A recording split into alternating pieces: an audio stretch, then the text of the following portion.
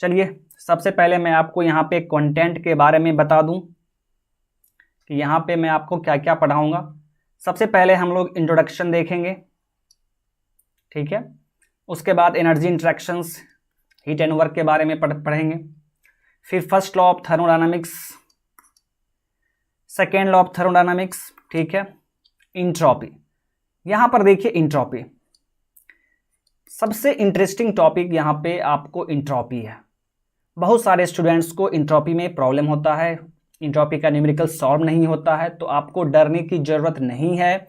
मैं आपको यहाँ पे इंट्रोपी, ठीक है, इंट्रोपी का एक एक कॉन्सेप्ट आपको बताऊंगा, ठीक है, और बहुत सारे क्वेश्चंस भी यहाँ पे सॉल्व करेंगे, तो आपको इंट्रोपी में कुछ भी प्रॉब्लम नहीं होगा, ठीक है। फिर देखिए इंट्रोपी के बाद हम लोग अवेलेबल एनर्जी पढ़ेंगे, ओके। फिर थर्मोडायनामिक्स रिलेशन एंड लास्ट में प्रॉपर्टीज ऑफ प्योर सब्सटेंसेस। देखिए my dear friend, properties of pure substance ये काफ़ी इंपॉर्टेंट है आपके लिए, क्योंकि इसका यूज़ आपको सबसे ज़्यादा यूज़ कहाँ पे होगा, आरएसी में यूज़ होगा। इसका direct application RAC and power plant में है। तो आपको ये सभी टॉपिक काफ़ी अच्छे से पढ़ना है, ठीक है। तो चलिए यहाँ पे स्टार्ट किया जाए, ठीक है। थर्मोडायनामिक्स,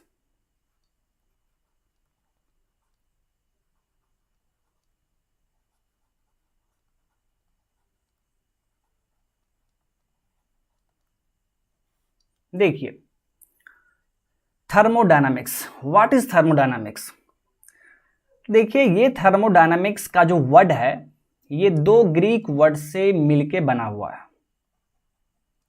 एक वर्ड है आपका therm and second word is dynamis. ये डायनामिस है, ग्रीक वर्ड है डायनामिस, ठीक है। हम लोग जो डायनामिक्स बोलते हैं उसी को ग्रीक में डायनामिस बोला जाता है, ओके। अब यहां से देखिए, तो ये दो वर्ड से मिलके बना है थर्म एंड डायनामिस। इस थर्म का मतलब क्या होता है, इस थर्म का मतलब होता है हीट, एंड डायनामिस, डायनामिस का मतलब होता है पावर। पावर, डायनामिक्स का मतलब क्या होता है, मोशन, ठीक है। Motion means power. तो आप सिंपल लैंग्वेज में बोल सकते हैं कि डायनामिक्स का मतलब क्या है, पावर। अब यहां से देखिए, और पावर को आप क्या बोलते हैं, पावर क्या होता है, the rate of doing work, that means work by time. आप इसको ऐसे लिख सकते हैं। तो देखिए यहां से, यानी थर्मोडायनामिक्स में हम लोग हीट एंड वर्क के बारे में स्टडी करते हैं। यदि आप सिंपल लैंग्वेज में बोलना चाहें तो आप क्या बोलेंगे कि थर्मोडायनामिक्स में हम लोग हीट एंड वर्क के बारे में स्टडी करते हैं। अब देखिए थोड़ा अच्छे से, इस हीट को हम लोग डिसऑर्गेनाइज्ड फॉर्म ऑफ एनर्जी कहते हैं।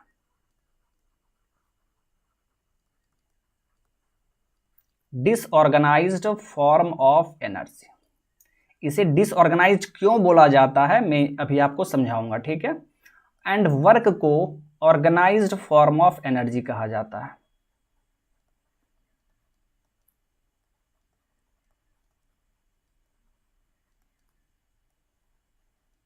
Organised form of energy. तो देखिए सबसे पहले ये समझते हैं कि हीट को डिसऑर्गेनाइज्ड फॉर्म ऑफ एनर्जी क्यों कहा गया है एंड वर्क को ऑर्गेनाइज्ड फॉर्म ऑफ एनर्जी क्यों कहा गया है। देखिए वर्क हीट में कंप्लीटली कन्वर्ट हो सकता है, बट हीट वर्क में कंप्लीटली कन्वर्ट नहीं हो सकता है। कंप्लीटली बोलने का मतलब है 100%। Work can be fully converted into heat, but heat cannot be fully converted into work. So that's why work is called organized form of energy, but heat is called disorganized form of energy. Okay, अब यहां पे देखिए, यानी इस thermodynamics paper में हम लोग किसके बारे में स्टडी करेंगे? हम लोग यहाँ पे इस पेपर का स्टडी करने का हमारा मेन मकसद क्या है? तो हमारा मेन मकसद ये है कि ये डिसऑर्गेनाइज्ड फॉर्म ऑफ एनर्जी, ठीक है, इसको कन्वर्ट करना, इस ऑर्गेनाइज्ड फॉर्म ऑफ एनर्जी में कन्वर्ट करना।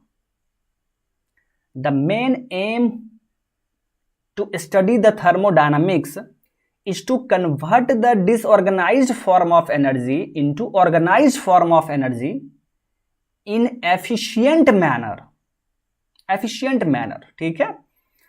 तो efficient manner में कन्वर्ट करना है। efficient manner बोलने का मतलब क्या है?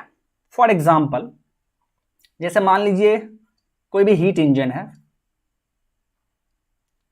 इसमें आप हीट सप्लाई किए, मान लीजिए 100 किलो जूल, और ये आपको वर्क दिया ओनली 20 किलो जूल, एंड यहां पे हीट रिजेक्ट हो गया 80 किलो जूल। तो इसका एफिशिएंसी तो 20% हुआ, बहुत कम एफिशिएंसी हुआ। हीट यहां पे वर्क में कन्वर्ट हो रहा है, ठीक है, बट इसका एफिशिएंसी कम है। तो हम लोग थर्मोडायनामिक्स में क्या पढ़ते हैं? हम लोग पढ़ते हैं कि हीट कितना एफिशिएंटली वर्क में कन्वर्ट हो पाए, ज्यादा से ज्यादा कन्वर्ट हो पाए, ठीक है। इसलिए मैंने आपको यहां पे बताया एफिशिएंट मैनर में कन्वर्ट करना है हमें, ओके। तो बेसिकली मैंने आपको बता दिया थर्मोडायनामिक्स हम लोग क्यों पढ़ते हैं, ताकि हीट को एफिशिएंट मैनर में वर्क में कन्वर्ट करने के लिए, ठीक है, कितना एफिशिएंट होना हो, ठीक है, ज्यादा से ज्यादा एफिशिएंसी हमें वहां पे मिले, ठीक है। अब यहां से देखिए, यानी थर्मोडायनामिक्स जो है ये एक साइंस है। किसका साइंस है? ये एनर्जी ट्रांसफर का साइंस है, क्योंकि हीट एंड वर्क आ रहा है ना इसमें। हम लोग यहाँ पे हीट एंड वर्क के बारे में स्टडी करेंगे, एंड हीट एंड वर्क क्या है? ये दोनों एनर्जी ट्रांसफर है। So thermodynamics is the science of energy transfer. मैं यहां पे लिख रहा हूं, देखिएगा,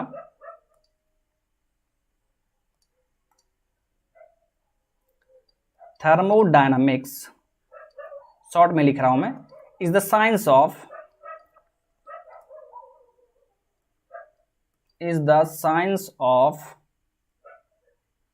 एनर्जी ट्रांसफर। ये एनर्जी ट्रांसफर का साइंस है, ठीक है।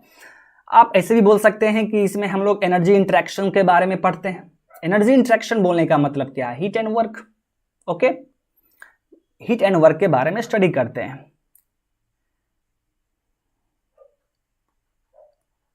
The basic M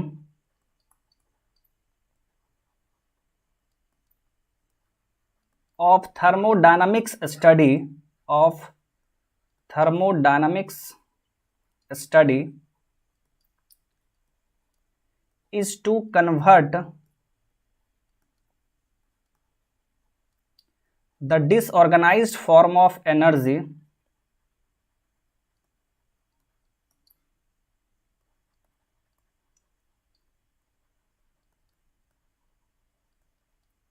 into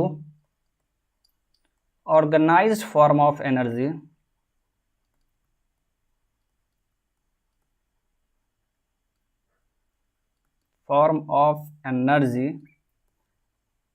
in an efficient manner.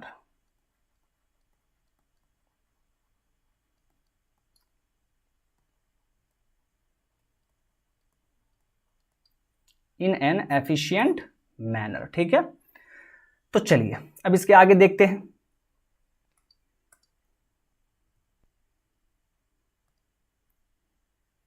अब यहां पे देखिए, मान लीजिए मैं आपको एक एग्जांपल दे रहा हूं। हमारा बॉडी क्या है? हमारा बॉडी भी एक मशीन की तरह है, ठीक है। ये मान लीजिए ह्यूमन बॉडी है, एकदम ध्यान से देखिएगा। मान लीजिए ना कि ये ह्यूमन बॉडी है, ठीक है, बॉडी। हम लोग खाना खाते हैं, दैट मीन्स हीट एनर्जी हम लोग अपने बॉडी के अंदर ले रहे हैं, ठीक है, यानी एनर्जी इनपुट, एनर्जी इन, ठीक है। तो यहां पे एनर्जी आउट भी होता है, एनर्जी आउट भी होगा हमारे बॉडी से, ओके। एंड कुछ एनर्जी इस बॉडी में स्टोर हो जाता है, कुछ एनर्जी क्या होगा हमारे बॉडी में स्टोर हो जाएगा। जैसे फॉर एग्जांपल मान लीजिए आप 5 किलो जूल का एनर्जी लिए बॉडी में, ओके, 3 किलो जूल का एनर्जी आउट हो गया, तो 2 किलो जूल का एनर्जी क्या हुआ हमारे बॉडी में स्टोर कर गया। अब बॉडी में एनर्जी स्टोर हुआ है तो आप क्या देखेंगे, तो हम देखेंगे हमारे बॉडी का प्रॉपर्टीज चेंज हो रहा है। प्रॉपर्टी यहां बोलने का मतलब, ठीक है, हो सकता है कि एनर्जी स्टोर हुआ है तो वॉल्यूम एक्सपेंड कर जाए। वॉल्यूम एक्सपेंड का मतलब क्या है, हमारा बॉडी का जो डायमेंशन है वो बढ़ जाए। बहुत आदमी के साथ ऐसा नहीं होता है, वो जैसे हैं वैसे ही रहते हैं, लेकिन मोस्ट ऑफ द ह्यूमंस के साथ यही होता है। क्या होगा, उनका डायमेंशन बढ़ जाएगा, वॉल्यूम बढ़ जाता है, ठीक है। दैट मीन्स प्रॉपर्टी चेंज हो रहा है। तो मैं यहाँ पे आपको क्या समझाना चाह रहा हूँ, यानी थर्मोडायनामिक्स में हम लोग क्या पढ़ेंगे, एनर्जी इंटरेक्शन के बारे में पढ़ते हैं, और उस एनर्जी इंटरेक्शन का प्रॉपर्टी पे क्या इफेक्ट पड़ता है ये भी हम लोग पढ़ते हैं। एनर्जी इंटरेक्शन देखिए हो रहा है, एनर्जी इन हुआ, एनर्जी आउट हुआ, तो इस एनर्जी इंटरेक्शन के कारण सिस्टम के प्रॉपर्टी पे क्या इफेक्ट पड़ता है ये भी हम लोग थर्मोडायनामिक्स में स्टडी करते हैं, ठीक है। तो इस चीज को आप ध्यान में रखेंगे। अब देखिए एक और एग्जांपल मैं आपको लेके दिखा रहा हूं। जैसे मान लीजिए ये पिस्टन सिलेंडर अरेंजमेंट, ध्यान से देखिएगा।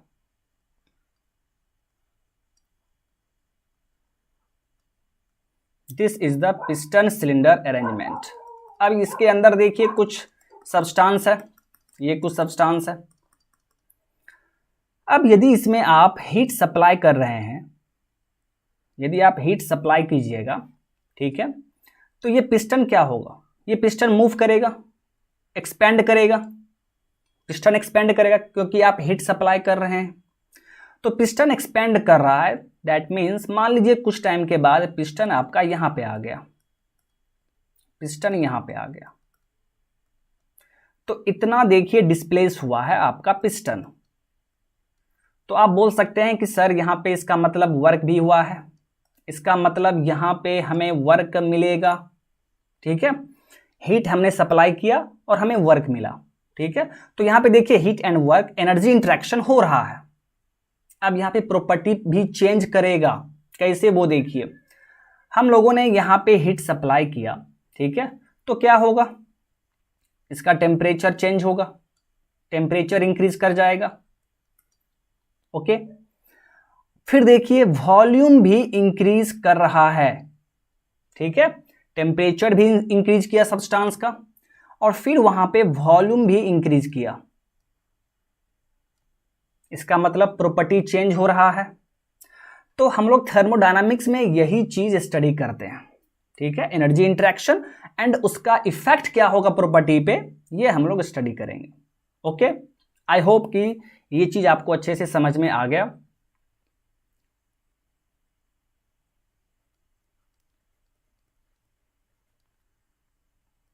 Thermodynamics is the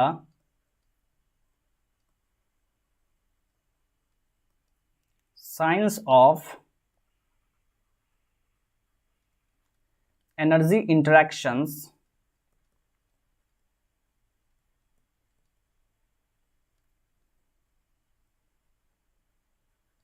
and its effect on properties of the substance. Its effects on the properties.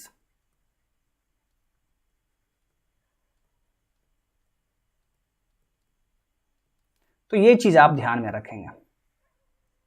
अब यहां पर देखिए मैंने यहां पे एनर्जी ट्रांसफर के बारे में आपसे बात किया, ठीक है। तो ये जो एनर्जी ट्रांसफर होता है ये कितने तरह का होगा, 2 तरह का होगा। एनर्जी ट्रांसफर मैं यहां पे लिख दे रहा हूं, एनर्जी ट्रांसफर।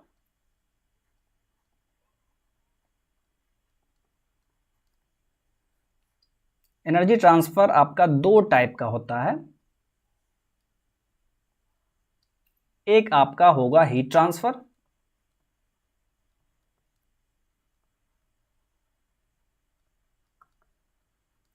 और एक आपका होगा वर्क ट्रांसफर।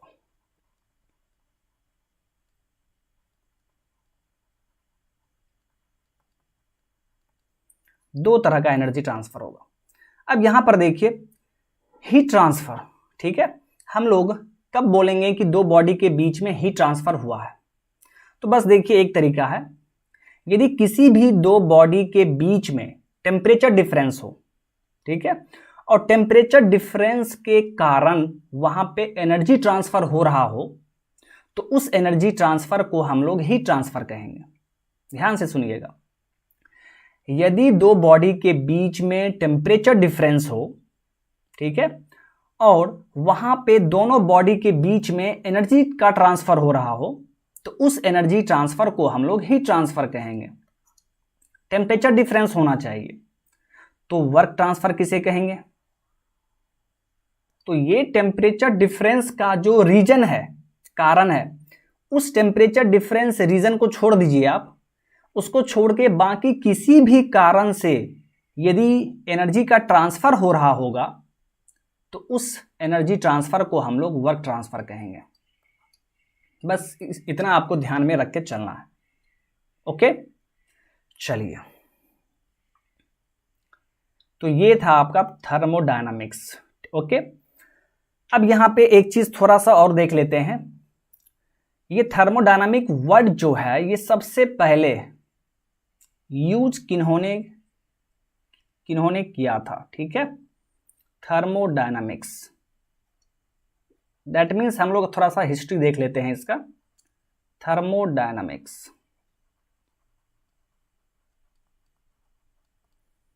थर्मोडायनामिक्स ये जो वर्ड है,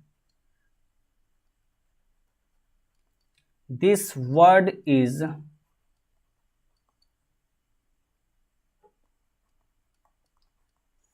first used by Lord Kelvin. ये नाम आप याद रखेंगे, लॉर्ड कैल्विन। लॉर्ड कैल्विन का जो पहला नाम है, मतलब लॉर्ड कैल्विन इनका नाम बचपन से ही नहीं था, इनका पहले का नाम था विलियम थॉमसन। विलियम थॉमसन,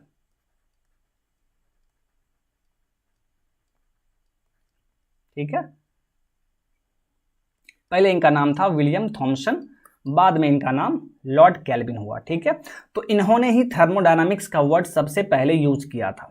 ठीक है, फिर वहां पे, ठीक है, पास्ट में फिर साइंटिस्ट आए, बहुत सारे साइंटिस्ट आए, ठीक है, उन्होंने इंजन डेवलप करना शुरू किया। तो उस टाइम के इंजन का क्या था, एफिशिएंसी बहुत कम था। ठीक है, बाद में फिर मॉडिफिकेशन होते होते होते होते, ठीक है, आपका फिर एफिशिएंसी इंप्रूव करते गया। हम लोग बेसिकली थर्मोडायनामिक्स में क्या करते हैं, एफिशिएंसी को इंक्रीज करने का यहाँ पे मेथड ढूंढते हैं। ठीक है, किसी भी इंजन का एफिशिएंसी कैसे इंप्रूव हो। ओके, तो चलिए अब इसके आगे मूव करते हैं। तो सबसे पहले हम लोग सिस्टम के बारे में बात करेंगे। तो देखिए सिस्टम, पहले इस चीज को समझते हैं, सिस्टम क्या है। ओके, देखिए स्पेस में कोई भी एक ऐसा रीजन, ठीक है, जिसका हमें स्टडी करना है, जिस पे हम अपना स्टडी को फोकस करेंगे, कंसंट्रेट करेंगे, उसे हम लोग सिस्टम कहेंगे। जैसे फॉर एग्जांपल, जैसे मानिए ये रूम है आपका, ये आपका रूम है, और इस रूम में ये टेबल है, टेबल के ऊपर आपका चाय रखा हुआ है, कप में चाय रखा हुआ है। ठीक है, और आप अपना पूरा का पूरा ध्यान इस पे रख रहे हैं, इस कप पे रखे हुए हैं, तो आपके लिए ये सिस्टम हो गया। ओके, ये पूरा रूम आपके लिए सिस्टम नहीं हुआ, ये जो कप है ये आपके लिए सिस्टम कहलाएगा। आप जिस पे अपना पूरा का पूरा ध्यान लगा रहे हैं उसका स्टडी करने के लिए, उसे हम लोग सिस्टम कहेंगे। ठीक है, जैसे मान लीजिए एक क्लासरूम है, ये मान लीजिए क्लासरूम है, इस क्लासरूम में बहुत सारे बच्चे बैठे हुए हैं, ये मान लीजिए सभी बच्चे हैं। ठीक है, और आपका ध्यान इस बच्चे पे है, आप इसी बच्चे को बहुत देर से देख रहे हैं। ठीक है, उसके बिहेवियर को आप देख रहे हैं। ठीक है, यानी आप इस बच्चे का स्टडी कर रहे हैं। ठीक है, तो आपके लिए सिस्टम ये होगा, यही आपके लिए सिस्टम होगा। ठीक है, तो थर्मोडायनामिक्स में भी क्या हो, थर्मोडायनामिक्स में हम लोग कैसे बोलेंगे? ठीक है, मतलब यहां पे क्या है कि कोई भी सिस्टम है, इसका मतलब है कि उसके अंदर मैटर प्रेजेंट होगा। ठीक है, जैसे यहीं पे देखिए चाय, इस कप में चाय रखा हुआ। ठीक है, तो बेसिकली यहां पे आप जो स्टडी कर रहे हैं वो किसका स्टडी कर रहे हैं? कप का नहीं, इसमें जो आपका चाय है ना, आप उसका स्टडी कर रहे हैं। और ये क्या है? मैटर है, लिक्विड है, मैटर है। ठीक है, तो सिस्टम क्या है? एक क्वांटिटी ऑफ मैटर है जिस पे आप अपना स्टडी को फोकस किए हुए हैं, आप उसका स्टडी कर रहे हैं। ठीक है, स्टडी क्यों करते हैं? तो उसके प्रॉपर्टी को जानने के लिए। दैट मीन्स उसका टेम्परेचर कितना है, वॉल्यूम कितना है, ठीक है, प्रेशर वहां पर कितना है, तो उसके प्रॉपर्टी को जानने के लिए आप फोकस किए हुए हैं। ठीक है, तो वही आपका सिस्टम कहलाएगा। ओके, अब यहां से देखिए, तो यहां पे डेफिनेशन क्या है? It is a region in space on which the study is focused और concentrated. Okay, and system is the quantity of matter on which the study is focused. ये क्वांटिटी ऑफ मैटर होगा जिस पे आप अपना study को focus कर रहे हैं। अब यहां पे देखिए, जैसे मान लीजिए आप बोल रहे हैं कि सर मैं इस रूम का स्टडी कर रहा हूं। ठीक है, तो आप बोल तो रहे हैं कि रूम का स्टडी कर रहा हूं, लेकिन रूम का स्टडी नहीं कर रहे हैं, उस वहां पे जो सब्सटेंस है, जैसे मान लीजिए रूम में एयर है, तो आप एयर का स्टडी कर रहे हैं, आप एयर का स्टडी कर रहे हैं, तो आपके लिए वहां पे सिस्टम क्या होगा? ये मान लीजिए एयर है, तो आपके लिए सिस्टम वहां पे एयर होगा।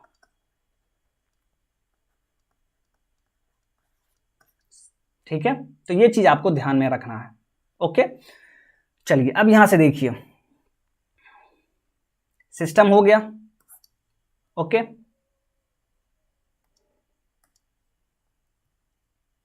अब यहां पर है सराउंडिंग। सराउंडिंग क्या होता है? जैसे देखिए, ये मान लीजिए आपका सिस्टम है,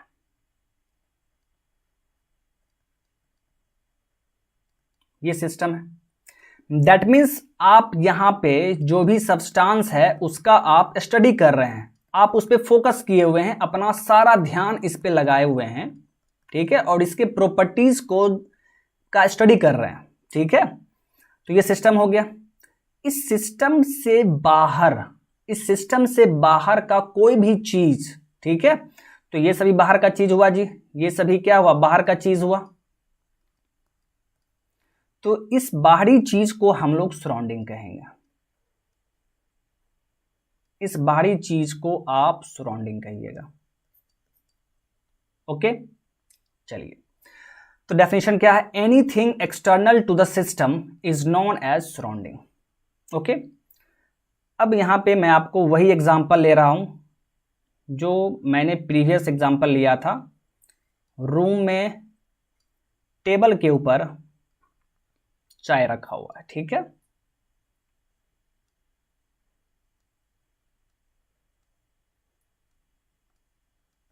यहां पे देखिए कप में चाय रखा हुआ है। तो यदि मैं आपको बोलूं ये सिस्टम है, यदि आप इस पे अपना स्टडी को फोकस किए हुए हैं तो आपके लिए ये सिस्टम हो गया। तो सराउंडिंग क्या होगा यहाँ पे? तो इसके बाहर का हर एक चीज, यानी ये भी आपका सराउंडिंग हुआ। इसके बाहर, रूम के बाहर का भी चीज जो होगा वो क्या होगा जी? सराउंडिंग हो जाएगा। ये सभी सराउंडिंग है। आपको बस ये ध्यान में रख के चलना है कि सिस्टम को छोड़ के, जिस पे आप फोकस कर रहे हैं अपना स्टडी, उसको छोड़ के दुनिया का हर एक चीज क्या कहलाएगा? सराउंडिंग कहलाएगा। ठीक है, तो देखिए इस सिस्टम के लिए आपका सराउंडिंग, इस रूम का जो बाकी चीज है वो भी होगा, और रूम के बाहर का कोई भी चीज है वो भी आपका सराउंडिंग ही कहलाएगा। ठीक है, अब यहां पे एक टर्म आता है इमीडिएट सराउंडिंग। अब ये इमीडिएट सराउंडिंग क्या है, थोड़ा अच्छे से देखिएगा, इसी एग्जांपल में आप समझ जाइएगा। देखिए ये सिस्टम है आपका, दिस इज द सिस्टम। यहां पे इसमें क्या है? चाय है, और तो इसका टेम्परेचर क्या होगा? ज्यादा होगा। आप रूम में ये रख दिए हैं, टेबल पे रख दिए हैं, तो आप कुछ देर में क्या देखते हैं कि ये चाय धीरे धीरे ठंडा हो जाता है। दैट मीन्स यहां से जो हीट बाहर निकलता है, ये हीट कहां पे जाएगा जी? रूम में जाएगा, रूम में जमा हो जाएगा। ठीक है, दैट मीन्स यहां पे हीट ट्रांसफर रूम को मिल जाएगा। ठीक है, तो यहां पे सिस्टम जो है वो एनर्जी का इंटरेक्शन किसके साथ कर रहा है? तो इस सेक्शन के साथ कर रहा है। ठीक है, इसके साथ एनर्जी का इंटरेक्शन कर रहा है। ओके, और ये भी क्या है? सिस्टम से बाहर है। तो ऐसा एक्सटर्नल थिंग, ऐसा बाहरी चीज जिसके साथ सिस्टम एनर्जी का इंटरेक्शन कर रहा हो, उस सराउंडिंग को हम लोग इमीडिएट सराउंडिंग कहेंगे।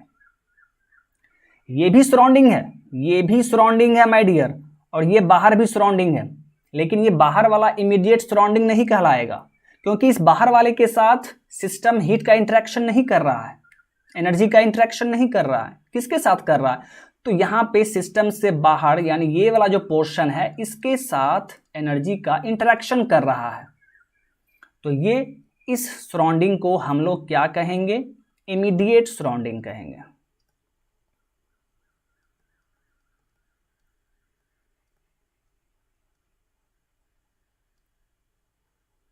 Immediate surrounding. Okay, for example मान लीजिए आपका रूम दिल्ली में है। ठीक है, और आप अपने रूम में क्या किए हैं? एक आइस का ब्लॉक लाके टेबल पे रख दिए। ठीक है, रूम बंद कर दिए आप। तो आइस का ब्लॉक रखिएगा। ठीक है, और आप अपना सारा ध्यान, सारा कंसंट्रेशन आप उस आइस ब्लॉक पे लगाए हुए हैं, आप उसका स्टडी कर रहे हैं। तो आपके लिए वो आइस ब्लॉक क्या हो गया? सिस्टम हो गया। ठीक है, और उस आइस ब्लॉक को छोड़ के उसके बाहर का हर एक चीज सराउंडिंग कहलाएगा। ठीक है, यानी रूम का भी जो पोर्शन बच गया, ठीक है, आइस ब्लॉक को छोड़ के, वो आपका सराउंडिंग है। रूम से बाहर, ठीक है, रूम से बाहर का भी हर एक चीज क्या हो गया? सराउंडिंग हो गया। रूम से बाहर हर एक चीज वो क्या हो गया? सराउंडिंग हो गया। ठीक है, लेकिन इमीडिएट सराउंडिंग किसे कहेंगे? तो उस आइस ब्लॉक को छोड़ के जो रूम का पोर्शन है उसे हम लोग इमीडिएट सराउंडिंग कहेंगे। क्यों? क्योंकि आप कुछ देर में देखिएगा वो आइस का ब्लॉक जो है धीरे धीरे मेल्ट होना शुरू होगा। वो आइस ब्लॉक मेल्ट क्यों हो रहा है? क्योंकि उस आइस ब्लॉक का टेम्परेचर बहुत कम है, और आप रूम में रखे हुए हैं तो रूम का टेम्परेचर ज्यादा है, तो रूम से उस आइस ब्लॉक को हीट मिलेगा। ठीक है, वहां पे हीट ट्रांसफर होगा, सिस्टम में हीट जाएगा। ठीक है, तो जैसे ही हीट ट्रांसफर होगा वहां पे आइस ब्लॉक का टेम्परेचर इंक्रीज होगा और आइस ब्लॉक मेल्ट करना शुरू कर देगा। ठीक है, तो वहां पे इमीडिएट सराउंडिंग क्या हो गया? रूम हो गया, क्योंकि उसी के साथ वो हीट का इंटरेक्शन कर रहा है, बाहर के साथ तो नहीं कर रहा है ना। आइस ब्लॉक रूम में रखा हुआ है, तो वो हीट का इंटरेक्शन, एनर्जी का इंटरेक्शन किसके साथ कर रहा है? रूम के साथ कर रहा है, बाहर के सराउंडिंग के साथ नहीं कर रहा है। ठीक है, रूम का पोर्शन भी सराउंडिंग है, बाहर भी सराउंडिंग है, लेकिन इस रूम के पोर्शन को हम लोग क्या कहेंगे? इमीडिएट सराउंडिंग कहेंगे। बस यही चीज आपको ध्यान में रखना है। ओके, देखिए immediate surrounding, it is that part of external thing that interacts with the system. जो सिस्टम के साथ इंटरेक्ट करे उसे हम लोग इमीडिएट सराउंडिंग कहेंगे। ओके, चलिए अब इसके आगे मूव करते हैं।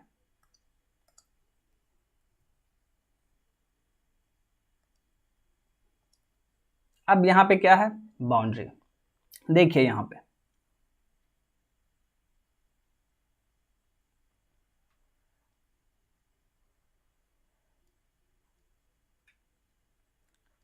ये मान लीजिए आपका सिस्टम है,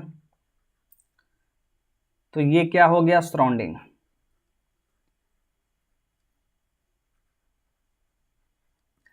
तो बाउंड्री किसे कहेंगे, सिस्टम एंड सराउंडिंग का जो सेपरेशन होगा, ठीक है, उसी सेपरेशन को हम लोग बाउंड्री कहते हैं। सिंपल लैंग्वेज में यदि बोला जाए, ठीक है, तो ऐसा चीज जो सिस्टम और सराउंडिंग को अलग करे, ठीक है, उसे हम लोग बाउंड्री कहेंगे। तो आप यहां पे क्लियरली देख पा रहे हैं, this is the boundary.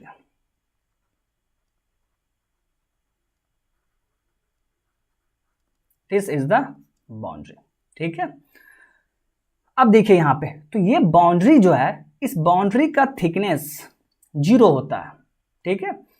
Thickness 0 बोलने का मतलब क्या है कि यहां पे ये इसका कुछ मास भी नहीं होगा और ये वॉल्यूम भी ऑक्युपाई नहीं कर रहा होगा, ठीक है। तो ये काफी इंपॉर्टेंट पॉइंट है, आपसे एग्जाम में पूछा जाएगा कि बाउंड्री का थिकनेस क्या होता है। तो बाउंड्री का थिकनेस 0 होगा, ठीक है। जब थिकनेस ही 0 है तो उसका कुछ मास भी नहीं होगा और वो कुछ वॉल्यूम भी ऑक्युपाई नहीं कर रहा होगा स्पेस में, ओके। तो ये चीज आपको ध्यान में रखना है।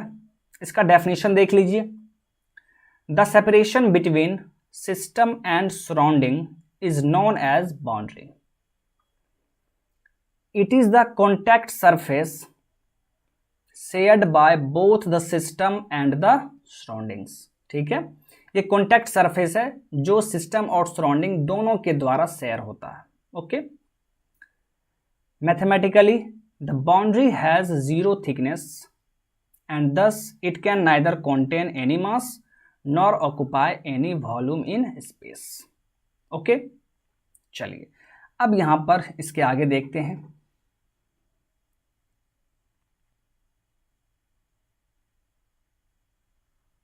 अब यहां पे एक पॉइंट देखिए, मैं आपको लिख के दिखा रहा हूं, देखिए नोट, काफी important point. Boundary can be rigid. Rigid बोलने का मतलब क्या है, फिक्स्ड, मूवेबल और इमेजिनरी।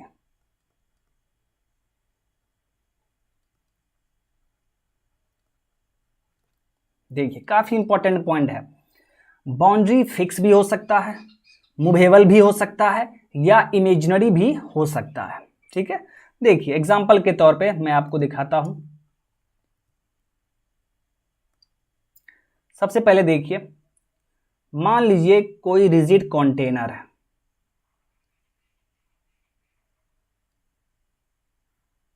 ये एक रिजिड कंटेनर है, इसके अंदर आपका सब्सटेंस फिल है,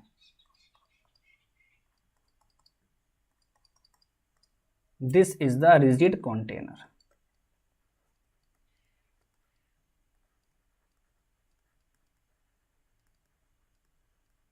ठीक है। तो यहां पर आप देख लीजिए, बाउंड्री यहां पर क्या है, बाउंड्री फिक्स्ड है, ये इसका बाउंड्री हुआ, this is the boundary of this system.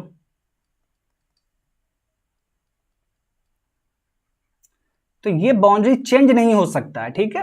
ये बाउंड्री यहां पर है तो यहीं पर रहेगा, ठीक है। सो बाउंड्री इज फिक्स्ड, इसके लिए क्या होगा,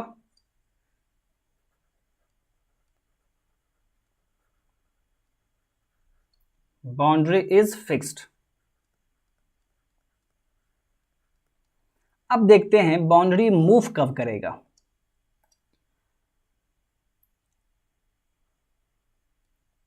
एक पिस्टन सिलेंडर अरेंजमेंट लेते हैं, जैसा मैंने आपको स्टार्टिंग में दिखाया था, this is the piston cylinder arrangement, okay. यहां पर कोई सब्सटेंस है, फिर हम लोग यहां पे हीट सप्लाई करेंगे, तो हीट सप्लाई करने से क्या होगा, ये पिस्टन आगे की तरफ मूव करेगा, एक्सपेंशन होगा यहां पर। अब देखिए यहां पे स्टार्टिंग में जब पिस्टन आपका यहां पर था तो बाउंड्री देखिए यहां पर ये था, दिस इज द बाउंड्री।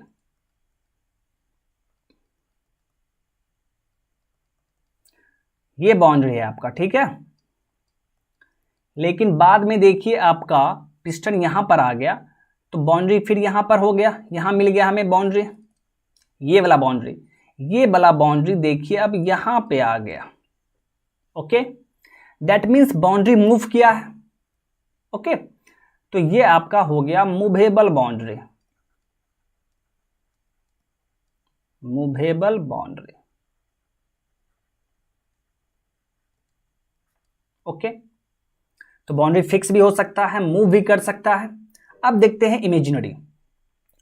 मान लीजिए कोई पाइप है,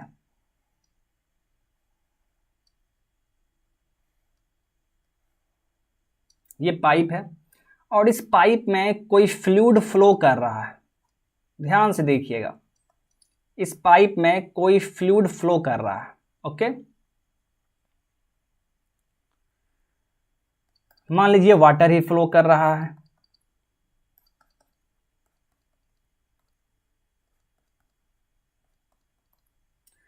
अब आप क्या कर रहे हैं, पाइप है तो पाइप का लेंथ क्या होगा, बहुत ज्यादा होगा, ठीक है।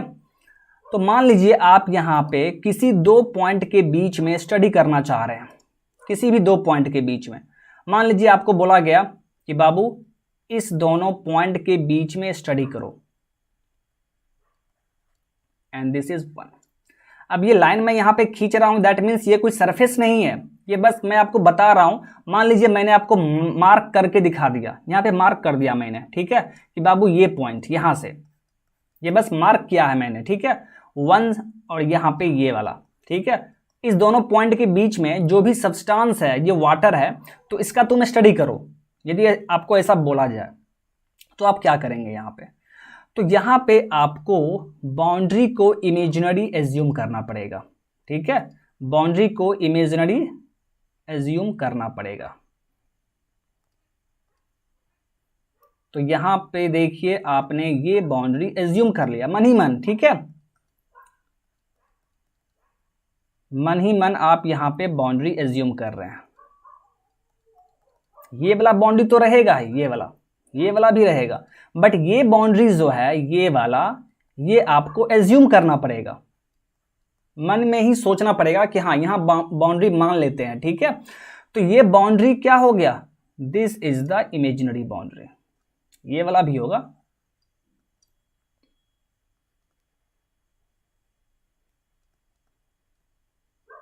This is the imaginary boundary.